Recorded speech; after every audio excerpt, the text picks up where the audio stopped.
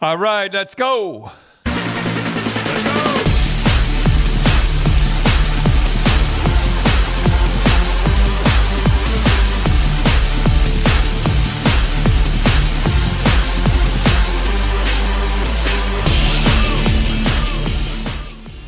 Tim, I can't remember when I was so disappointed.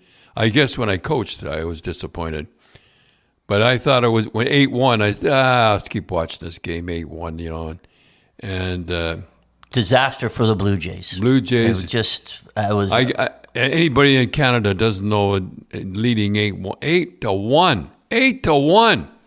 8-1. I mean, that's till what inning? Well, it was kind of the middle of the game. It was middle of the game. No, it was sixth inning. I think sixth inning or something like that. You know, you don't like to second guess guys, and I don't like to second guys. But Guzman was he was on a roll. He was having fun. He was pitching. It's one of those deals. He's having fun. He had those guys under control, and they were. I think they were psyched out a little bit against him too, because he was just fine. Anyhow, don't the managers worry a little bit too much about saving those pitchers' No, I'm not arms? going to second guess the guy. But oh my goodness, 8-1, and what a collision! So that's the worst collision I've ever seen in hockey. Well, or baseball. Baseball, but if you were going to make a movie and you said, okay, what we're going to do is we're going to load the bases up, and the guy's going to hit a dying quail out to center field. It couldn't have been better. And it's going to go over Bouchette's glove and just short of Springer's glove. They're going to collide, and it's going to clear the bases. Did they collide? You'd go, no, you can't do that. I mean, it was like in a movie. Like, it was like a Disney movie. And the crowd was just in shock. Yeah, and the 3 runs come home. They trotted home. Yeah. Yeah, it was unbelievable. Well, I always thought they called it. I thought the outfielders would usually, I got it, but no. Well, they were going so fast they couldn't hear one another, and they were going full tilt. But if it was, say, 2 feet shorter, Bichette would have had it. Yeah. If it was 2 feet further out, Springer would have had it. So it fell right perfect in the middle where neither of them could get the ball. You could get it. That was depressing. Yeah. And I'm a Blue Jay fan. I don't want to talk anymore about it.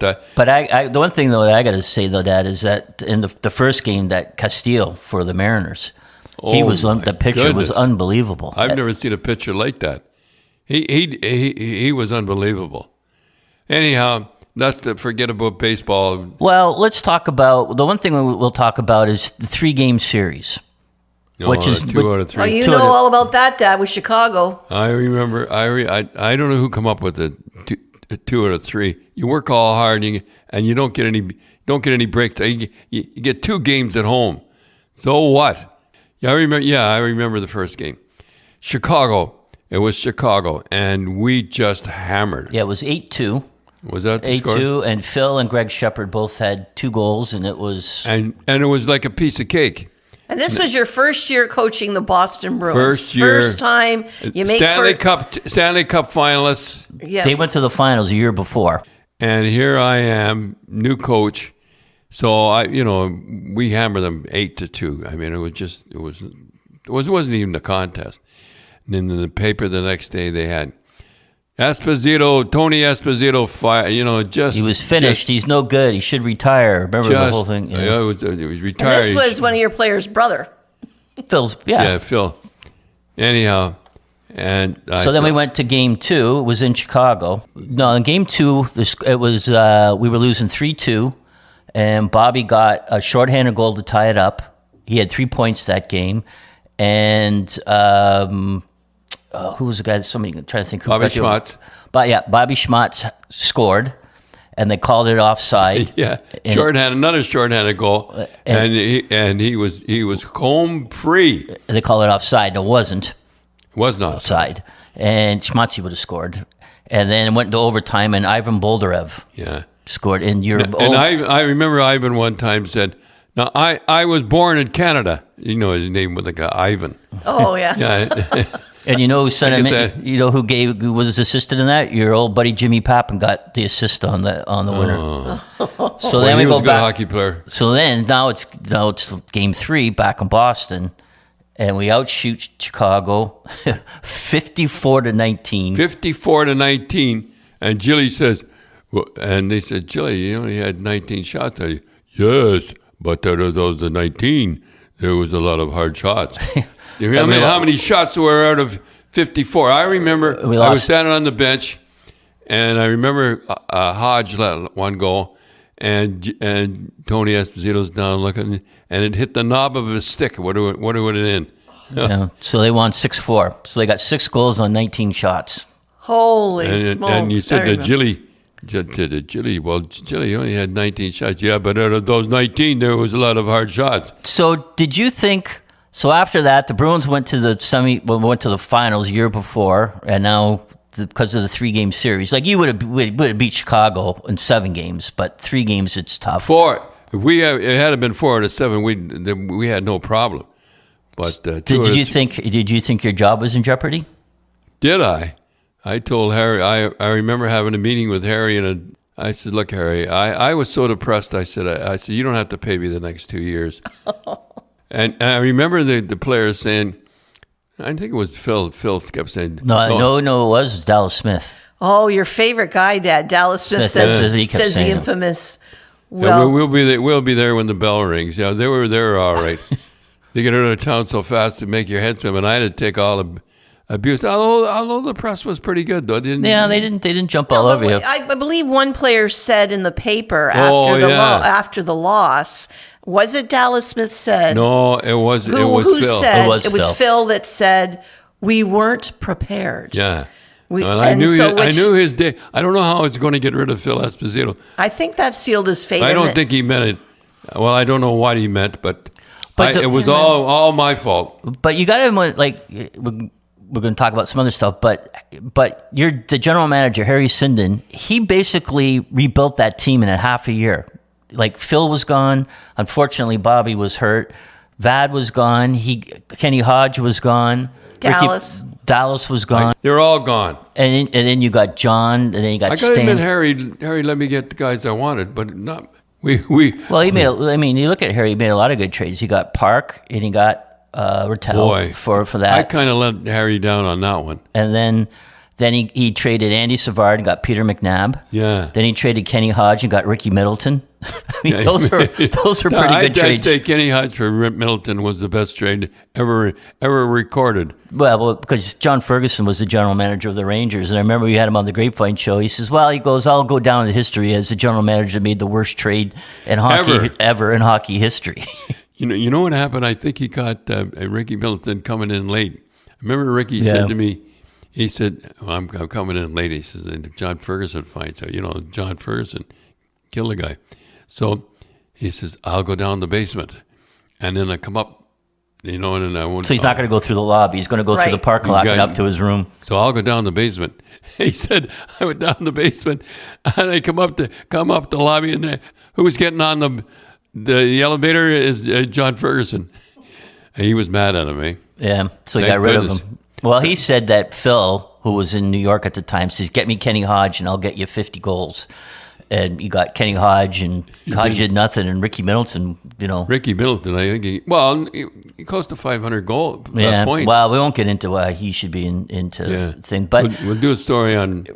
But, he should be in the Hall of Fame. But, well, anyway, those... For all the Jays fans, man, it was just... I don't want to talk about it anymore because I put it out of my mind because I'm watching the game and I can't believe it's happening. Neither could the fans. There were 47,000 there. Yeah. 47,000 again, jammed. Yeah, and when the guy hit that triple, it was like you could hear a pin drop. It was like No, I don't want to talk about them anymore. Dad and Cindy, we'd like to thank our sponsors, Spreads.ca. They're a Canadian-owned online sports booking casino. And if you sign up now and use the promo GRAPES, you'll get 10 spins on the big wheel for some big dough. They'll match your deposit up to $250. And your first sports bet, they'll spot you $25. So explain that, the $250. So if you put $250 in, like you got to put $250 in the kitty, right? So to bet, they'll match it. So then you'll have like $500 in the kitty. They're the best, I tell you, boy. I watch those guys on television. Imagine there's money. And basically, I know. I wanted to ask you, Tim. There was those people from Australia wanted to get on the show. Yeah, we got an offer on the podcast for an Australian cricket podcast to advertise on our show. But the problem was that they wanted to do a 30 or 40-second commercial at the start of the podcast. So I thought, yeah, well, it's a little bit of money. But you listen to it, we're going, well, if people play Don Cherry Grapevine thing and they hear people talking about cricket for 40 seconds, they're going to be going, what's going on? I know nothing about cricket. And I said, if it was any other sport, like cricket, I know it's good, but that's one sport I have absolutely no idea about cricket. In the cricket when they... Oh, I know cricket. Yeah, I don't know. I don't get it. So all right, Tim, go ahead. All right, so Spreads had some odds out for hockey right now of what's going to happen. So let's see, Cindy, and we'll see if we agree with them, okay? Mm-hmm. So they say the odds are, they think that the Leafs will win their division. Not a chance. That's sort of an even, yeah. I'm not knocking them. Yeah. And then they said Carolina will win their division. Yeah, they will. Yes. The Avalanche will win their division, which I think will happen. Yep. And then they said the Flames are better odds to win their division than Edmonton. They just signed Sutter to a long-term contract. Yeah. No, I'd say Edmonton. Yeah. So then when you get to the playoffs, they said the Leafs are going to win the conference, which means they'll win. They have to be there. Two rounds, and the Avalanche will win their conference. Yeah, I believe in that. I don't. I think Edmonton will. And then the Avs and the Leafs will play in the finals. They predict that the Leafs are going to play. Well, if you look at the odds, right? Yeah. You look at you're looking at the odds. If you're going to bet the odds, that they would say, I'll be happy to at least get by the second round. And they predict the best odds-on favorite to win the Stanley Cup is the Avalanche. So the Avalanche. Yeah. I'll tell you my prediction for the finals. I think Carolina, if Anderson stays healthy, and Edmonton. Well, Edmonton, I agree with Edmonton. McDavid wins the Hart. Yeah, they said McDavid's odds-on favorite to win the Hart. He should. Right. No player in hockey today that plays like him. No. Now, who is this guy here who's going to win the Vezina? I don't know. Shesterkin, the goalie for the Rangers. Yeah, he should win it. Yeah. And then Makar, he's going to win the Norris again. Yeah, I'll go along with that. And then here are the other odds that they have. That the Senators will not make the playoffs. Yeah, I believe they will. You think they will? I hope they will. Yeah. That they say the Jets odds are against the Jets making the playoffs. I say they will make the playoffs. And it's a razor's edge toss-up if the Canucks make the playoffs. I hope they don't. I hope. And why don't you like the Canucks? Well, you don't want to get into it. Yeah. And then they said the odd makers say Matthews will get over 60 goals this year. No, I don't believe he'll get 60 goals. No? They'll be watching him a little closer. They were letting him go pretty good last year. They'll go in. They'll talk about him before each game. Yeah. And they'll check him a little closer. Do they shadow players do they only shadow players in the playoffs, or do they do it? Oh, just when you're out there. When I had the Bruins, when you're out there, you don't know what he's going to play, center or winger or what. Just watch him a little closer. That's all. Yeah. Except Lafleur. Yeah. Watch him or check him. Well, just give him a little shot here and just there. Slash him here and there. Let him know you're around. Yeah, okay, I got it. He had it pretty good last year. Yeah, he had it easier last year, you think? Yeah. Yeah, now he's going to get it. Yeah. Well, it looks like a guy that wouldn't be able to take it as much as, let's say, a guy like Lafleur. He's a big guy. He's a lot bigger than you think. Oh, is he ever but he's big? like a Great Dane. I mean, you know what? You know what his father said? He told him to walk straight. Well, he does walk slouchy. He did walk slouchy. He does very now. slouchy. He used to watch him coming in from into the game. He didn't like that. He's a pretty good guy. I don't know. I don't know him that well, so I think they'll watch him a little closer, and I don't think he'll get 60 goals. So you don't think Matthews will get 60 goals? Okay, so take a guess. Who is the last player to score back-to-back 60-goal seasons? I don't know. Pavel Bure. Pavel Bure, boy. That's a ways ago. You know, the funny thing is, people think I didn't like Pavel Bure. The only guy that could skate like Bobby Orr was Pavel, and put the puck in the net. I didn't have anything against him. You know, I guess Call him a little weasel. Well, that was when he did that to Cam Neely. Remember he did to Cam Neely, kicked his feet out from under him? Yeah, no, I think you called him a weasel because you said that he was holding Pat Quinn up to sign a contract in the playoffs. That is so wrong. You know, I'll never forget this. I said, no way that you'd hold up a good Irishman like Pat Quinn. He was supposed to have said, I'm not playing the 7th game unless I get this contract. Well, you're not. You say that to Pat Quinn. Well, you wouldn't play. And a little weasel, a radio guy out there, said that I said it. I never said that. And I remember Pat Quinn was being interviewed with Ron McLean, and he said, I ought to poke you, and I thought he was kidding.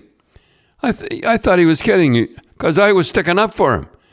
And this weasel guy on the radio went and told him the other way. That's what the reporters do now. They say something, the guy says something, then the reporters run over and says, oh, do you know? Well, so you guy did say it that a good Irishman wouldn't be held up for... Yeah, I said, and he wasn't watching. This guy, either the radio guy went up and said that I said the exact opposite, that he'd held up. And Pat Quinn was on with Ron McLean, and he said, I ought to poke you. I laughed. I thought it was funny. He poked me. And then after, I found out he was serious. He would have poked me. And I went looking for him. I couldn't find him anywhere. Oh, am I glad I didn't find him. But there's a lot of quotes out there that you have been accused of saying and you never said. I know, so it's like, you know what one of my favorite stats is the one that they said that you said with Mike Milbury about I love this word, the pancification of hockey. I didn't say that. You didn't say that. Well, it was in the paper that Mike Milbury and you say there's been a pancification of hockey. Yeah, well, I never said pacification. And you know what? Like they contribute you to saying chicken Swede. I never said a chicken Swede once. That was Ballard. That was Ballard that said it. I know, but everyone says, well, it sounds like something. Well, if Ron did something wrong on Coach's Corner, it wouldn't be him. It would be me. It'd be my fault. Well, I think one of the worst ones, we're kind of getting off topic here, but I think one of the worst ones was that, I forget which newspaper it was, that took a satirical quote from you from like one of those things that said that they asked you about the murder rate in Canada going down, and you said, well, that just shows that Canadians are turning into chickens or something along something along that lines. I never said that at all. And then it was a full page in the back, and I'm thinking, gee, that doesn't sound like... I even think I asked you, Dad, did you really say that? What are you talking about? It sounded like me, though. Yeah. Right. And it was, that's what everybody said. Well, That's it sounded why I like... even had to ask you. And so this paper had like a full... two papers at it. Two papers. So you had that was pretty bad. I could have owned one of the papers. Right. I mean, murder victims' families and stuff are reading that, thinking how terrible that is. And so the retraction was like... Yeah, little three on the third page, a little wee thing in the bottom. Right? Yeah, did not say it. Yeah. One retracted, one didn't. When we read stuff in the newspaper, we always say you got to take a major grain of salt because we've seen so much stuff that it's just been basically lie. But I saw something yesterday. The last sport in the world you'd think anybody be cheating at is fishing, and these guys. I have to say, these guys got greedy. Anybody that didn't kind of see it on the news, happened was there was a walleye, but we call them pickerel in Canada. Pickerel. Oh, they are the same fish. Yes. So Canada I didn't know that. I thought they were different species. No, they're the same fish. They call them walleyes. We call them pickerel. Tournament on Lake Erie, and there was a $30,000 first prize. $30,000. That's first prize, a lot of money. Yeah. And these guys that were that won like $300,000 the year before, and they went boats and everything. They went boats and everything like that. Came in with 4 pickerel, and the 4 pickerel weighed 33 pounds. There's no way that 4 pickerel, I don't know, the biggest pickerel in the world never weighed that much. Yeah. So what happened was the guy weighed him, and he was quite enthusiastic. Yeah, he was like, wow, 33, and they only needed 16 pounds to win the tournament. And here's the thing, Cindy, they would have won if they had played it straight. Right, because these fish. They were good fishermen. The tournament organizer says, well, you got to stand with your 4 fish and take a picture. So you take a picture of the fish the way they do. And one guy walks up to him, and these fish weighed 33 pounds, these 4 pickerel. And one guy walked up, and he was a big guy, and he said, big. He says, all those guys seem to be big in it. He goes, there's no effing way those 4 fish weigh 33 pounds. And then what happened? And then what happened is the guy that was in charge and everything took the knife and he cut them open, and here was weights. Imagine shoving weights, and they weren't fooling. No, there was 2 weights per fish. So they figured, there was almost like 8 pounds of weights. And you should have seen the weights. Yeah, they were huge. I was surprised they could fit down the fish's mouth. I saw them. You know what I mean? Or did they cut them open? No. They shoved them down the fish's throat. What's that? You mentioned when I mentioned this here, you mentioned about a bass tournament. What I don't like, me being whatever, vegetarian. I don't like tournaments. I mean, they kill the fish for, it's just like going hunting and who has the biggest deer or whatever like that. Well, I remember, because they used to have those tournaments up here around the Great Lakes in Ontario. Kingston. And it was Molson. Molson had a really big popular derby. And remember, all the people would be fishing in front of your cottage. You right, it was a bass derby. It was a bass derby, right? And they were always fishing in front of your place. In the morning, they'd go and they'd find where they were. Yeah. But the thing is, what I was wondering is that these pickerel tournaments mustn't be like those bass tournaments, because the bass tournaments, you have to, when you weigh your fish, they have to be alive. Right. Yeah. So I didn't know that. So when I was watching the show, I thought, how the hell did they get the weights in, if the fish are, I'm going on like this. But as you explained it to me, Tim, it's a difference with the bass right, tournaments. Yeah, you got to weigh the fish live. You got to weigh the fish. And, so I was one time at a golf tournament, and it was a Molson guy, and we were talking, and I said, I said, supposedly you guys throw those bass back. Give me a break. I mean, how many of them really go back into the water? You know what I mean? Yeah. So you go, oh, no. And, and now there's try to catch a bass around Kingston now. You have to go practically out in the middle of Lake Ontario. No, they're big. They catch big bass down there now because they're away. But I told a joke. They asked me to be the speaker, so I told a joke about the American and the Canadian. And what happened was that there's a line right along the line there. Right along the St. Lawrence River, you could be on the American side or the Canadian side. There's a line. So the joke is this. I said to Whitey, these guys caught this, and he said, well, they're American. They're American and they're Canadian bass. I said, well, how can you tell them apart? Well, Americans are the big mouth. And didn't go over because all the people there were Americans.